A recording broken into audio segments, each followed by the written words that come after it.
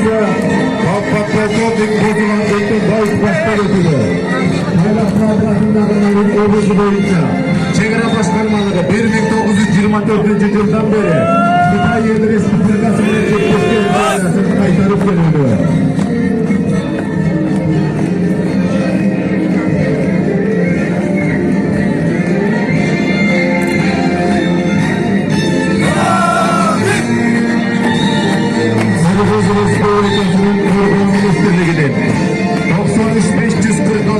Asker bölümü, Yana Asker Komiseryatı birlikte askerlik bırakta ödül veracaklar.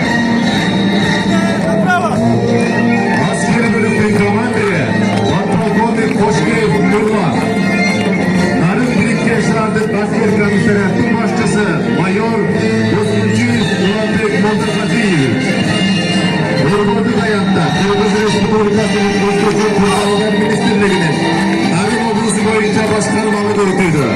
Kırgız Respublikası'nın hükümetinin toplamının Utkanıcı kısmetinin biriktirilip Kırgız Respublikası'nın Özgöçe Kırdağlar Ministerliğinin Narın Oblusu boyunca başkanlığı yürütüldü. Başkanlığın maksatı halkın canı ayrılıklı dört canı başkata biri kısıtların koruğu bulup teşekkürler. Vurmadı hayatta Narın Oblusu İçişler Başkanlığı'nın gücünün doğusu ödüldü.